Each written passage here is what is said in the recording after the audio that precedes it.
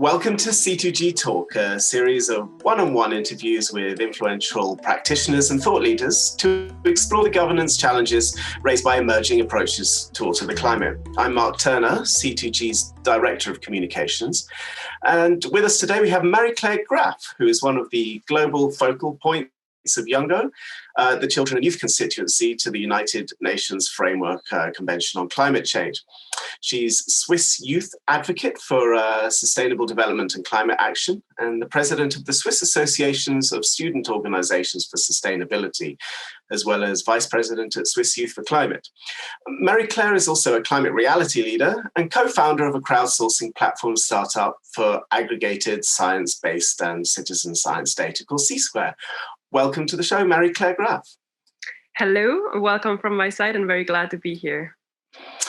So you're a focal point for the Youth Constituency to the UNFCCC. How do you see the current moment in the world's efforts to tackle the climate crisis?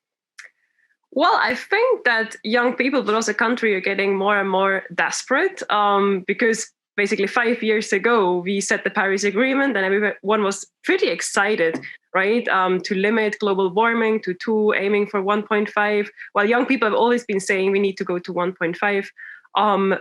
But despite these global agreements we are having, and despite the increasing action, despite also the climate strikes and young people rallying around the world, the emissions are still going up, right? I mean, we just recently had the report and we see the curve is still kind of skyrocketing, and we haven't yet flattened the curve, right? We are not yet going to net zero. And I think this is a really hard reality we are facing, and which comes also with some, mental health issues, frustration, especially amongst young people. But I mean, I do see there is a momentum going on, right? Countries are gathering, countries are still doing something despite the virus. But reality is not looking too well. So 2019 was a pretty big year, I think, for the youth climate action. You saw a lot of efforts really hitting the headlines, coming to prominence at that time. There was the special meeting at the UN. And then there was a thought, I guess, that some of this would continue this year. And then, of course, there was COVID-19 and all associated with that. Do you see that the energy from the youth climate movement has been able to be maintained during this period, perhaps in different places? Tell me a little bit about this year for you. Yeah, so I mean, we have been elected, Hita Lakhani from India, myself, at the last conference of the party, which was already a little bit special because, as you probably know, it would have happened in Chile. And then only 1 month prior to the meeting, which is the largest global UN gathering with around 25,000 people. And of course, the relevance of the issue is also attracting a lot of people and actors. It was moved continent, it was moved to Madrid within 1 month. So it was already a little bit not like how it's normally. It was a little bit like business, not as usual. And so we have been meeting in Madrid, we have been elected. And then we thought, okay, now this year of action, because the slogan was, it's time to act, right? It's coming, it's really sparking. And I mean, the NDC process, the National Determined Contributions. So we really had in mind that this year is going to be that big year for climate action. And we are finally going to bend the curve and aiming for net zero, and also with the COP26 presidency, who was very strong in this with the race to zero and so on. But everything came, of course, different. Our year started only some weeks into normal, and then it already got into quite chaotic. Everything was postponed. It was very hard for young people to make their voice heard in the UNFCCC processes. It was also very hard for young climate strikers on the streets because, of course, we take science serious. Science told us stay at home, stay socially and especially physically distanced, and that's what we have been doing. So it got challenging on the one hand side that the youth voice is heard, because a lot of things are now getting done very top-down, hierarchic, behind the doors. There is no way of young people can engage. Also, the UN itself is trying to get things done, right? I mean, with the climate dialogues, trying to have new engagement possibilities. And this, of course, is also very challenging for many young people to quickly enough adapt. And also, of course, a lot of people have like personal issues and struggles. Nevertheless, young people are here. Our demands and our requests are like the same as before. They're even more urgent now. So despite we maybe not making the headlines and we might not be like omnipresent as we have been before, we are here. We are not going away, and we will persist until the demands are implemented. So this is a little bit like this paradoxical situation. On the one hand side, we are not too visible, but we are still there and we are still watching. This has been a lot of people's year of video conferencing, I guess. Are there avenues that you've been able to still use to speak to people in positions of power and influence via online media, and rather than the sort of traditional stuff on the streets that you were talking about? I mean, we as YOUNGO, we of course talk like very extensively, actually, with like the UNFCCC, with UNFCCC, with UNDP, UNEP, and many other UN entities, UNICEF, and also the COP26 presidency, with different other streams when it comes to adaptation, mitigation, climate finance. Indigenous peoples, they have just right now a meeting, Action for Climate Empowerment. I mean, there are a lot of engagements we can use, and they're getting on one hand side also more accessible, because very often this meeting have been happening in Europe, which of course is very challenging for most of the young people around the world to participate, visa, finances, languages, and so on. So we have now the outstanding opportunity to also open it and broaden it, so more young people can engage in the different processes.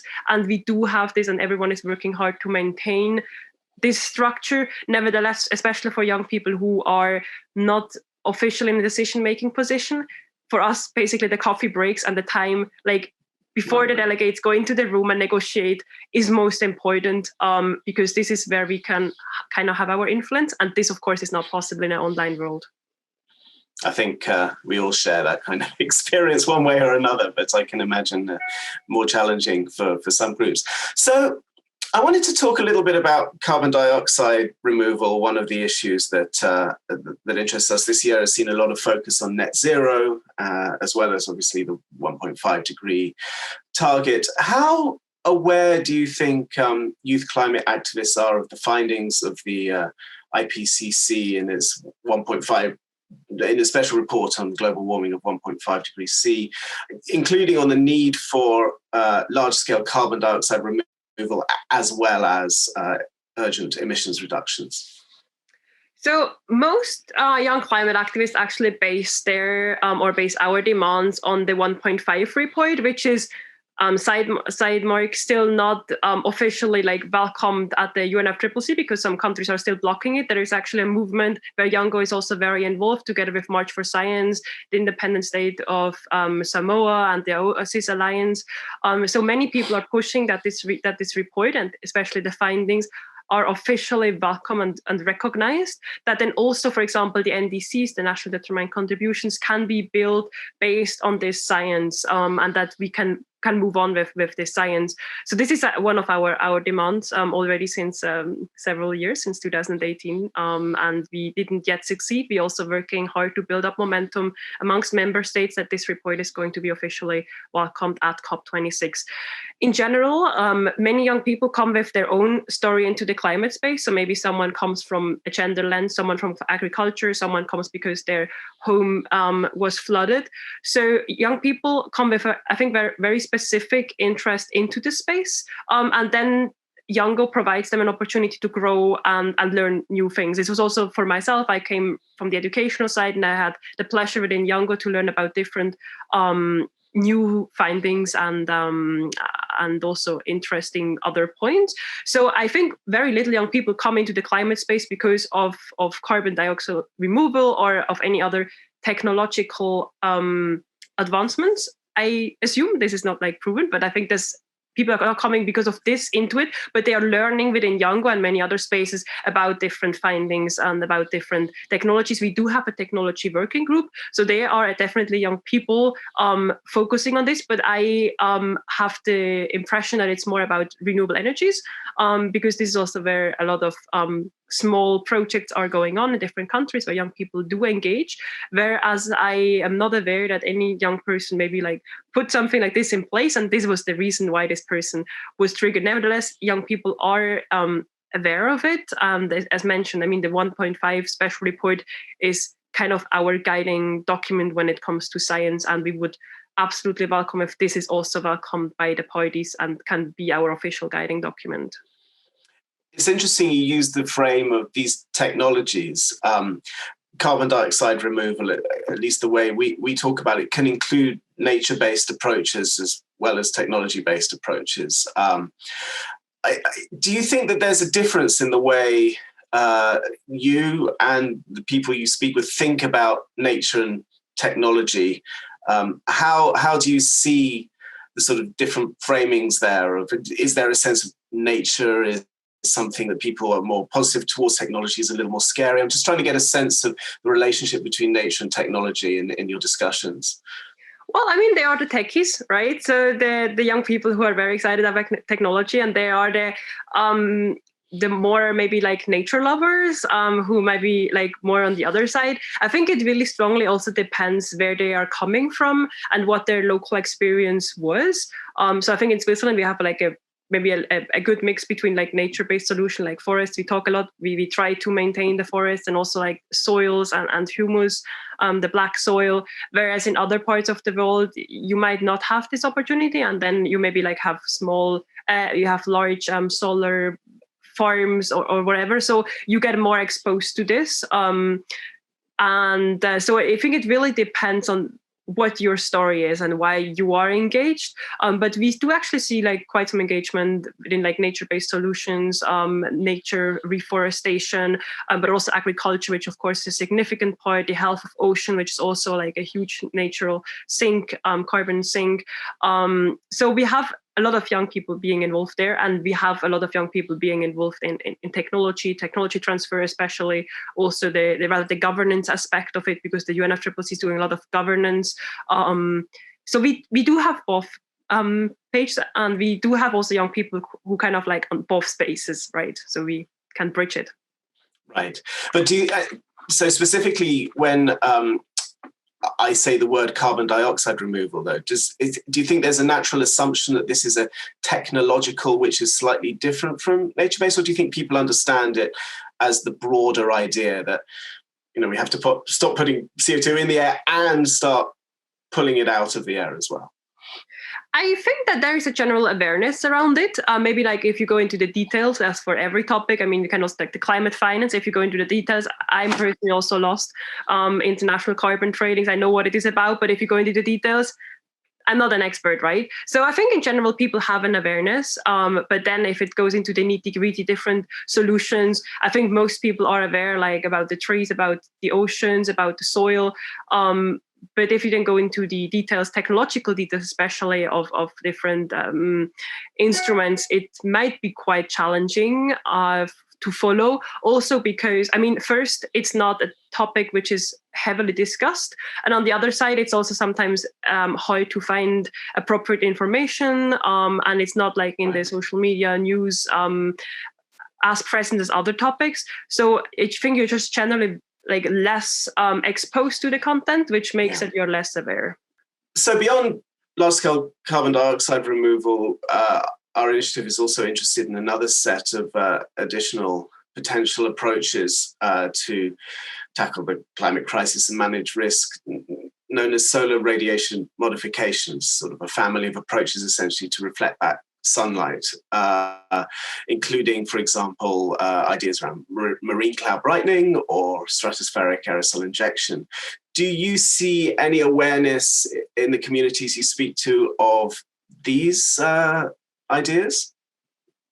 Again, I do think there is awareness, and I know that they are interested people. I know that they are people with quite some in-depth knowledge. But again, then like, is it a niche topic some experts might talk about, or is it a broad scale topic as, for example, I mean, I wouldn't say that, for example, gender is yet as mainstream as it should be, same for agriculture issues, but I think they already have a little bit of a broader engagement, and different people from different backgrounds and interests are coming into it, right? So I think this is not yet there for many of these different technological solutions, but they are for sure. I know there are young people who are experts in this and who are knowledgeable about this.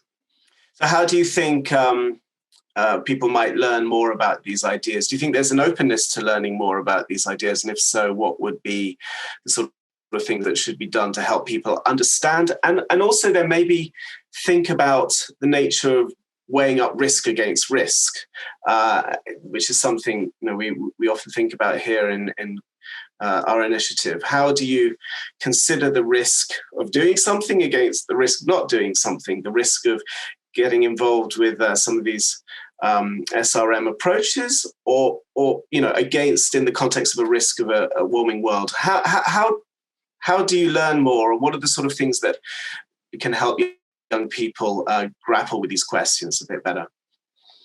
So in general, about the awareness, so how it's normally happening, I mean, there is always a group of experts and interested people who are kind of talk about the issue, who are engaged, and then they are kind of also streaming this then into other areas. I think what is always very important, what we also encourage young people in YOUNGO, is to bring topics together. I mean, we have on all the topics, we have a climate lens, but for example, how can we bring topics around gender and adaptation, finance and agriculture, education and mitigation together, so that we are not looking, as like already in the UN, everything from a siloed approach, but we are actually bringing the topics together. And I think this is also very important when we are talking about solar radiation modification or carbon dioxide removal, that we have an approach, okay, where is this leading to? It's not a standalone issue, but it's right. A part, or like as you're mentioning, you're mentioning it's a solution of something bigger and of the risk. So I think we have to look at it from different perspectives and what would be the implications.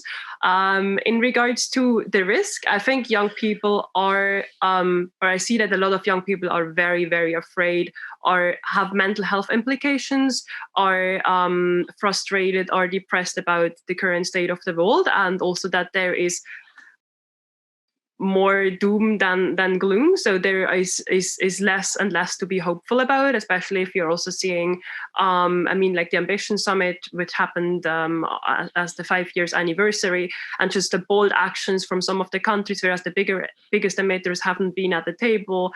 And still, I mean, everyone can set some goals, as we have been seeing in Paris, but then you need to implement the actions that it's actually going to work.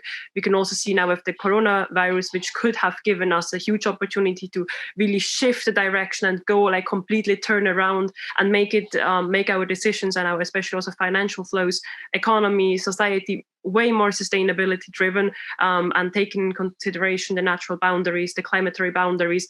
But we have unfortunately been seeing that many of the finances are still going into the direction of a very old fossil fuel driven economy, society. So we are not yet seeing this complete detach, and this of course is frustrating a lot of people. And I think where we can learn more about it is basically, okay, there is like the risk, there is where we are going to, and we're not yet having a solution. So we might have to take into consideration new ideas. And I think there, especially also because many people in YOUNGO work rather on the governance side, on the political advocacy side, that we talk about the governance, because there is, as far as I'm aware, no governance structure. So I think this is very important that we incorporate these governance questions as well, not only the techie part of the solutions, but also the more policy advocacy part. Yeah, I'd love to talk a little bit more about the governance aspects of this, obviously something that interests us very much. So what role do you think young people might be able to play in basically pushing the governance of these approaches? And by governance, we take in C2G a fairly broad view of it, essentially including the whole process of learning and discussing and trying to sort of come to positions. What are the practical things that young people might do to start sort of shaping and thinking about these governance processes, given that there seems to be quite a lot of activity now, especially on carbon dioxide removal, but also the discussion around SRM is beginning to progress? So I mean, in general, as you are aware, young people are not sitting at the table when decisions are taken. I mean, through YOUNGO, which is the official constituency, as mentioned, we have a certain engagement, but still, we are not the decision makers. We can influence them because we have access to spaces, because we are invited to certain meetings and conferences, but we are not the ones who are taking the ultimate decision. Nevertheless, we have, of course, seen that young people have a huge influence when it comes to steering the direction, and with the strike, with the awareness, but also with policy papers and advocacy, we are influential stakeholders, but we are not the one who are going to execute the decision at the end, which I think is very important. Of course, we as young people, we push forward that we are also at the table and take the decisions. But this will unfortunately probably go still some more years, because the current decision makers are hogging the spaces, unfortunately, and not letting especially young people with new innovative ideas. And this goes far beyond like what we are talking here, but just with also new social concepts, new economic concepts in. And also, I mean, of course, it's not exclusively young people who are driving this agenda, but I'm like representing here the young people. Of course, like it is much broader. Many people have been fighting for their whole life in this regard to open up certain corsets and certain very dominant structures. But I mean, it would be for many topics, including them, would be great to have young experts in the room who are able to be like agenda setters. What we as young people do is, like as mentioned, have like the capacity building, learning about it, awareness, that we are also able, when we catch our negotiators, when we catch our decision makers to talk about it, we do write advocacy and policy papers, basically what is our agenda to push forward at the COP or at another other meeting. But I think in general, it's very important to understand the space well enough that you know where you fit in, because the space is fairly complex, especially for young people who have been in the space only for a short amount of time, just because we are young, and to understand the space well enough to see where it's fitting in. And I think there the challenge comes that there is at the moment not per se a place where these discussions fit in. So maybe it's like getting here and here and here, a little bit talked at the sidelines, at the margins, but this is not a way how young people then can come in, because it's very easy to like, come on, this topic is not for this table. Like we are like very busy, we don't have the finances, we don't have time, just go somewhere else, right? So unless the topic is an agenda point, which is having a dedicated group which is tackling and talking about it, I think it's very hard to for young people to meaningfully contribute, just because it's very easy to put us off if there is not a dedicated stream or avenue of engagement, as we, for example, see with adaptation, mitigation, gender, education, and so on. So to help me understand, what does that look like when you describe these particular streams? What does the influencing process look like? To what extent are you seeing young people's sort of voices not just being heard, but being listened to and acted upon? And so what in practice might that look like for some of these other areas? In a very sort of practical sense, what is it? Is it you sitting in certain meeting rooms, having certain sort of voting rights, or what practically might it look like?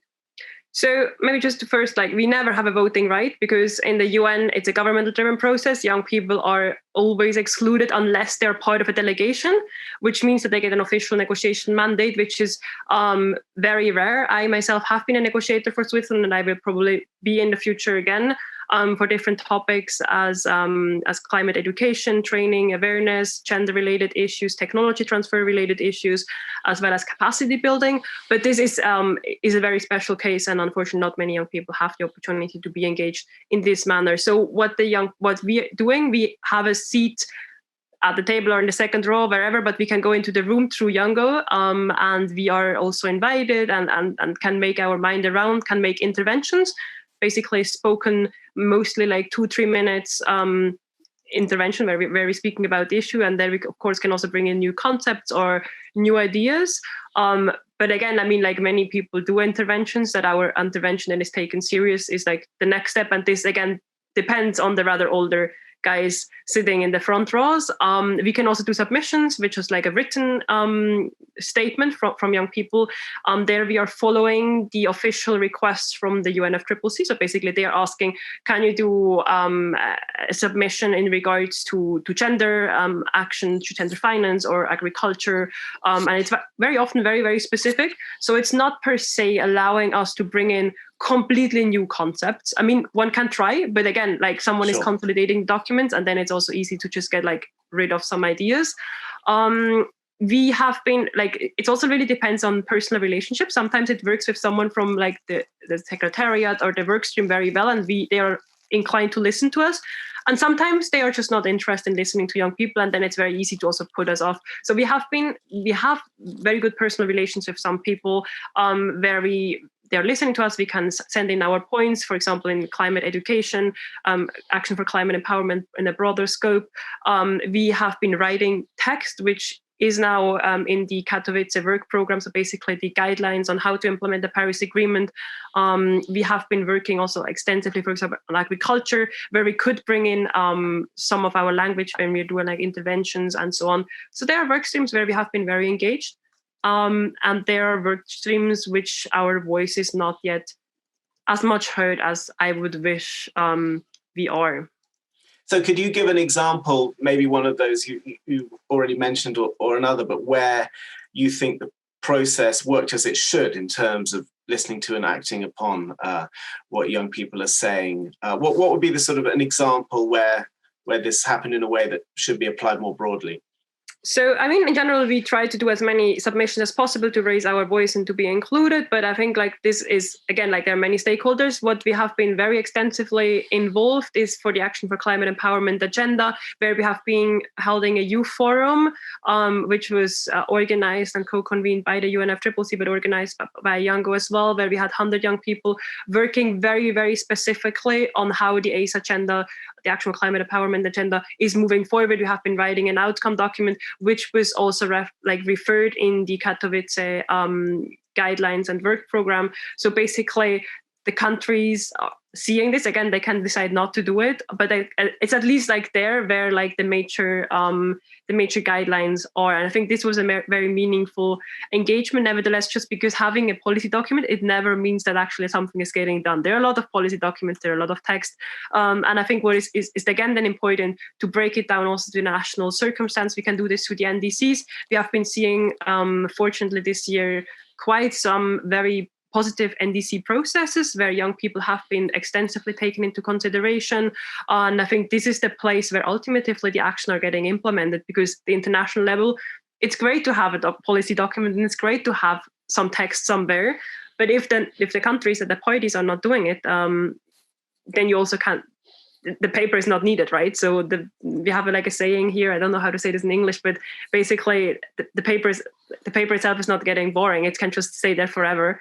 And I think this is what also we as young people have to take in mind, that the ultimate actions are happening locally and nationally, and very little internationally. We need good and robust and clear frameworks, but we have to break it down. And the break it down can be very hard because all the countries have different approaches and different settings.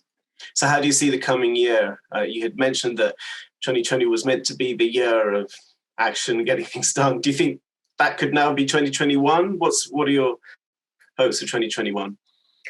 Well, I think 2020 and 2021 cannot be compared because just the overarching situation is difficult. I do believe that we will live with coronavirus for the next coming years, especially also with the economic and social challenges following with like the economic recession, but also with a lot of people still being on a health, physical, but also mental health affected by it. So we cannot neglect this. And even if there is a vaccine, there are effects which are going to stay way longer. We have been seeing what I think is great, because it's basically approving what we have been saying. If we treat a crisis as a crisis, we can tackle it. And this is basically probably the only thing which is giving me hope in this pandemic, that from the day we called the coronavirus a pandemic, so many things have suddenly been possible on a political level, but also among people. People have been showing solidarity as I've never seen before, between generations, between different levels of society, between different groups of people, which normally in a business as usual world would not be possible. But also, of course, just the bare financial side, where money flows were unleashed, which I have never seen before in my whole life. I was like, wow, where is all this money coming from? And when we're asking for a tiny, raising awareness campaign around climate, it's like, oh, well, we don't have the money. I'm sorry. So this is the only thing which giving me hope, that when we're treating a crisis as a crisis, the unimaginable things are possible. And this is what we as young people are going to call for next year. And this is what is still going to be there. But the world is going to look different. I think we will still battle with like heavily affected coronavirus areas around the world. And like until mid next year, like summer, it will be very challenging to be prepared as well for the international negotiations, just because the countries have to dealing with certain cases. Maybe like in some areas of the world it's going better, but there will always be areas where it's very severe and it's very hard to prepare adequately. And also, I mean, there is the coronavirus, but there are other not pandemics, but there are other epidemics going on in different parts of the world. There are other challenges. There are like huge inequalities around the world. So many of them actually the gap got even wider, and bringing back this is getting harder, especially for young people on the front lines of hunger, poverty, abuse, and so on, putting out of education. I mean, this cannot just be restored. It needs like a long way, but the climate is here and we have to treat it as a crisis. And this is what young people are going to call for at the moment, but also next year. Actually, it's interesting. Well, there's two things I just wanted to maybe finish on in what you said there. First, actually, you used the word restored. There has been this framing around there of restoring the planet and then maybe repairing and another phrase. But how do you see that? Do you see it as a meaningful and useful approach to thinking about the crisis? Well, I mean, where we are using the word is like, for example, ecosystems reforestation, and basically where we are trying to have like degraded ecosystems and have them reviving again and so on. So I think we are working on this, but we also have to see that it's taking time. I mean, the ecosystem is like a decade of ecosystem reforestation, and this is like a decade, right? It's on purpose, not like a month, a year, but it's a decade, because it's using like 10, 20, 50, 100 years. And I think this is also the challenge when it comes to the coronavirus. Even if we have a vaccine for the coronavirus, there's none for the climate crisis. But even if you have a vaccine, many things, especially on the economic and social side, are going to last for very, very long. And even if we put a lot of money into the system now, it's not going to change and it's not going to solve the fundamental issues we are facing, which are always coming from a certain inequality. And we see that most of the money is actually going into the old-fashioned system and is not allowing people and economy to change and transform in a way we would need it to transform to tackle the crisis.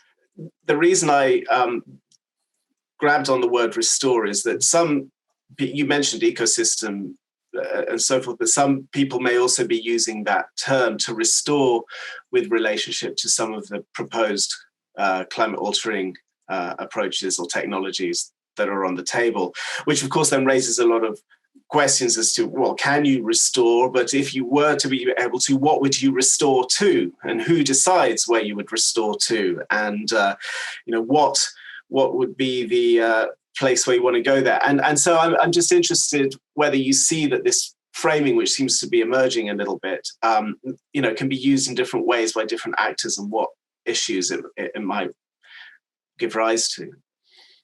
Yeah, I mean, we also see like from the World Economic Forum, they're using the word reset, and then we have like the word restore.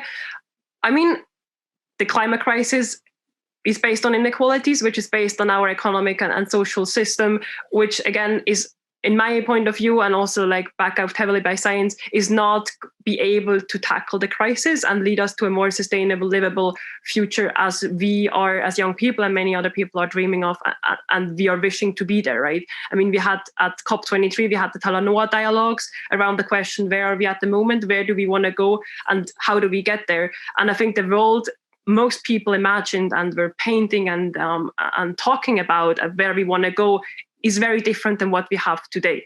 So when we are saying like restore or reset, and we mean by going to the world we had in 2020, it's mostly not what most people want.